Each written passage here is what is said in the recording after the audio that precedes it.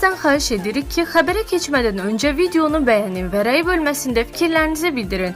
Dünyada və ölkədə baş vermiş ən son xəbərləri bizdən izləyin. Bunun üçün kanala abunə olmağı və bildiriş simvolunu açmağı unutmayın. İndidən təşəkkürlər. Salam dəyərli izləyicilər. Günün ən son və ən aktual xəbərləri ilə qarşınızdayıq. Kəlbəcərdə baş verən faciəli hadisə ölkə gündəmini sarsıdıb. Hərbi qulluqçumuzun həyatını itirməsinin təfərrüatları və hadisənin hansı şəraitdə baş verdiyi ilə bağlı son məlumatlar açıqlanır. Digər tərəfdən, Ermənistanda hərbi polisin sərhəd bölgələrində nəzarəti gücləndirməsi diqqət çəkir. Bu addımın arxasında hansı səbəblər dayanır və regionda yeni gərginlik riski varmı? Beynəlxalq arenada isə Rusiya ilə Ukrayna arasında mühüm anlaşma əldə olunub. Tərəflərin razılaşdığı məqamlar və bunun müharibənin gələcəyinə mümkün təsirləri geniş müzakirə olunur. Eyni zamanda Nazirlər Kabinetinin qəbul etdiyi son qərar əhalinin müxtəlif təbəqələri üçün mühüm yeniliklər vəd edir. Qərarın hansı sahələri əhatə etdiyi və vətəndaşlara necə təsir göstərəcəyi diqqət mərkəzindədir. Yaxın Şərqdə vəziyyət yenidən gərginləşib. Amerika Birləşmiş Ştatları atəşkəsi pozduğu barədə yayılan məlumatlardan sonra İranın verdiyi təsirli cavab beynəlxalq ictimaiyyətin diqqətini cəlb edib. Regionda hadisələrin hansı istiqamətdə inkişaf edəcəyi və bunun qlobal təhlükəsizliyə mümkün təsirləri ilə bağlı ən son məlumatları videomuzda izləyə bilərsiniz. Bütün detallar, ekspert rəyləri və son dəqiqə açıqlamaları ilə birazdan. Kəlbəcər rayonunda faciəli hadisə baş verib. Nocoment azın əldə etdiyi məlumata görə hadisə Ömər aşırımı istiqamətində qeydə alınıb. Yardımlı rayonunun Zevin kəndindən olan Azərbaycan ordusunun Giziri Rəcəb Məmmədli xidmət zamanı həlak olub. İddialara əsasən əskərlərdən biri yıxıldıqdan sonra Gizir Rəcəb Məmmədli ona kömək etmək üçün müdaxilə edib. Bu zaman baş verən hadisə nəticəsində hərbçimiz həyatını itirib. İlkin ehtimallara görə ərazidə qar uçqunu və sərt hava şəraitinin faciəyə səbəb olduğu bildirilir. Şəhidimizin nəşi doğulduğu Yardımlı rayonunda izdihamla torpağa tapşırılıb. Dəfn mərasimində rayon rəhbərliyi, hüquq mühafizə orqanlarının nümayəndələri, hərbçilər və ictimaiyyət nümayəndələri iştirak ediblər. Yardımlı rayon icra hakimiyyətinin başçısı da mərasimə qatılıb. Mərasim zamanı şəhid Gizir Rəcəb Məmmədlinin atasına Azərbaycanın üçrəngli dövlət bayrağı təqdim olunub. Bu an mərasim iştirakçıları tərəfindən böyük hüznlə qarşılanıb. Qeyd edək ki, Ömər aşırımı ölkənin ən çətin və təhlükəli dağlıq istiqamətlərindən biri hesab olunur. Xüsusilə sərt hava şəraitində burada xidmət aparmaq ciddi risklər yaradır. Faktla bağlı araşdırma aparılır. Ermənistan Müdafiə Nazirliyinin hərbi polisi ölkədə hərbi xidmətdən və təlim məşq toplanışlarından yayınan şəxslərin müəyyən edilməsi istiqamətində fəaliyyətini kəskin şəkildə artırıb. Nocoment az xəbər verir ki, Ermənistan Müdafiə Nazirliyinin hərbi polisi ölkənin sərhəd keçid məntəqələrində xidmət rejimini gücləndirib. Məlumata görə gücləndirilmiş iş rejiminin tətbiq edilməsində əsas məqsəd hərbi xidmətdən və ordu sıralarından yayınan şəxslərin, fərarilərin sərhəddə aşkarlanaraq saxlanılmasıdır. Sərhəd məntəqələrində tutulan həmin şəxslərin dərhal müvafiq hərbi təlim toplanışlarına göndərilməsi təmin edilir. Rusiya və Ukraynanın insan hüquqları üzrə müvəkkilləri, ombudsmanlar, iki ölkə vətəndaşları üçün rəsmi sənədlərin mübadiləsini təmin edəcək xüsusi qarşılıqlı əlaqə kanalına çevriləcəklər.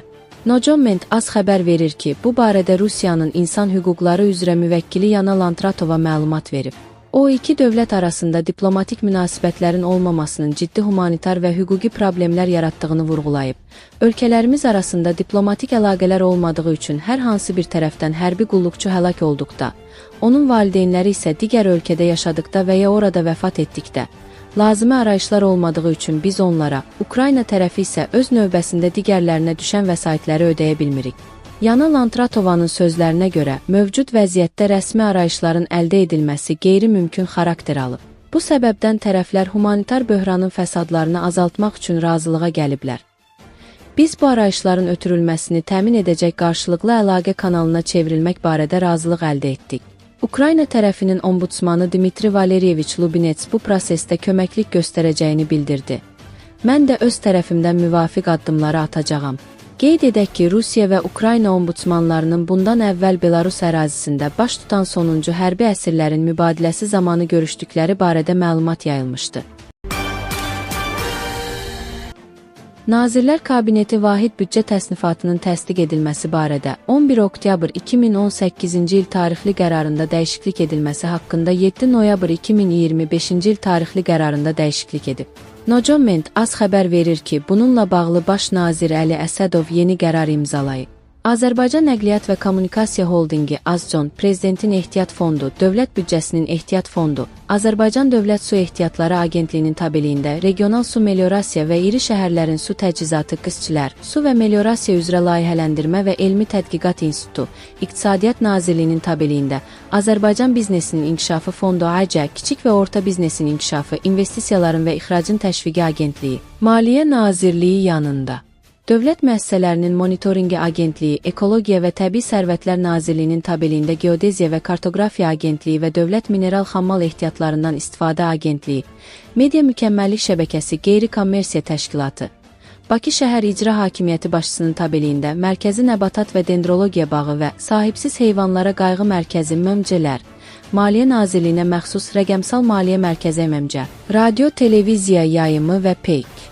Kommunikasiyası MMC, Əmək və Əhalinin Sosial Müdafiəsi Nazirliyinin tabeliyində Dövlət Tibbi Sığorta və Ekspertiza Agentliyi, Beynəlxalq Münasibətlərin Təhlili və Multikulturalizm Mərkəzi, Gənclər və İdman Nazirliyinin tabeliyində Milli İdman Tibb və Reabilitasiya Elmi Praktiki İnstitutu, Elm və Təhsil Nazirliyinin tabeliyində Qarabağ Universiteti büdcə xərclərinin inzibati təsnifatına daxil edilib. Qərar bu il yanvarın 1-dən tətbiq edilir.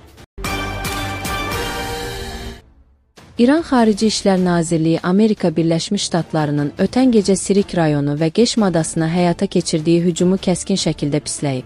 Oxu 24 Comun xarici mediaya istinadən yaydığı məlumata görə, Nazirliyin açıqlamasında bu addımın 8 aprel tarixində əldə olunmuş atəşkəs razılaşmasının açıq şəkildə pozulması kimi qiymətləndirildiyi vurğulanıb. Bəyanatda bildirilib ki, İran İslam Respublikasının silahlı qüvvələri özünü müdafiə hüququndan istifadə edərək sözügedən hücuma adekvat və təsirli cavab verib. Nəticədə hücumun məqsədlərinin reallaşmasının qarşısı alınıb. Sənəddə qeyd edilib ki, Amerika Birləşmiş Ştatları tərəfindən atəşkəs rejiminin yenidən pozulması Vaşinqtonun gərginliyin azaldılması və bölgədə sabitliyin bərpası istiqamətində real niyyətə malik olmadığını nümayiş etdirir.